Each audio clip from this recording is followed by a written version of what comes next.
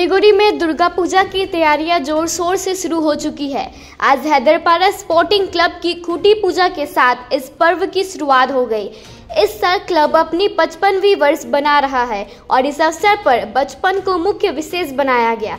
Haiderpara sporting club के महासचिव निर्मल कुमार पाल ने कहा कि इस साल की पूजा शहर के बीचों बीच एक अलग छवि दिखाएगी। पूजा की सजावट में भी विशेष ध्यान दिया गया।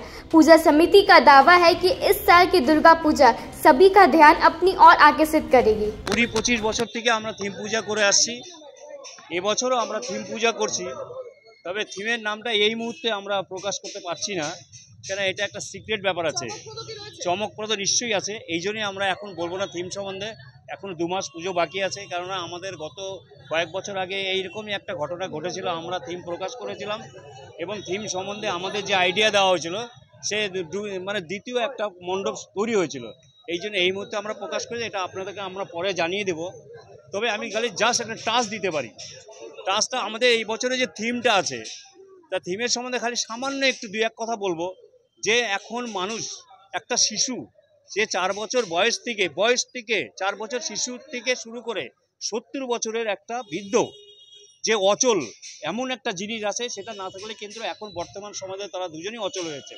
একটা শিশুও চলতে পারবে না সেই জিনিসটা ছাড়া, একটা বৃদ্ধও চলতে পারবে না। সেইটা নিয়ে আমরা থিমটা করেছি। এইটা বিস্তারিত আমরা পরে আপনাদেরকে বলবো। এবং আরেকটা জিনিস, যেটা লুপ্তর পথে, যেটা আমাদের জেনারেশনে ছিল, যে আমরা আমাদের যাদের আর্থিক অবস্থা খারাপ ছিল বা যাদের আমরা পড়াশোনা করার জন্য এত উদ্গ্রীব ছিলাম, কিন্তু কিছু এমন কিছু পাঠ্যপুস্তক ছিল যেগুলো আমাদের পক্ষে সম্ভব ছিল না পড়ার, সেগুলো আমরা কি করতাম, লাইব্রেরিতে যেয়ে পড়াশোনা করতাম, বা লাইব্রেরিতে আমরা লাইভ মেম্বার হতাম, বা মান্থলি সাবস্ক্রিপশন দিয়ে আমরা বই বাড়িতে নিয়ে এসে পড়তাম।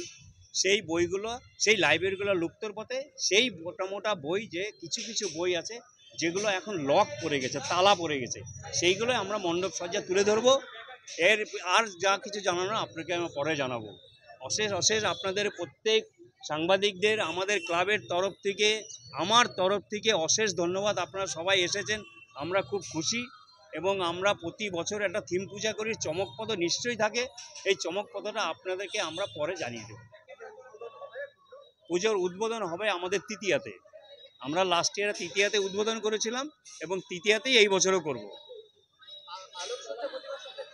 হ্যাঁ, প্রতিমা সজ্জায় আমাদের যে আর একটা কথা বলি, আমাদের থিম মেকার যে অচিন্ত এবং চন্দন, ওরা বহু বছর আমাদের পুজো মণ্ডপ করেছে এবং প্রতিমায় থাকছে সুশান্ত পাল।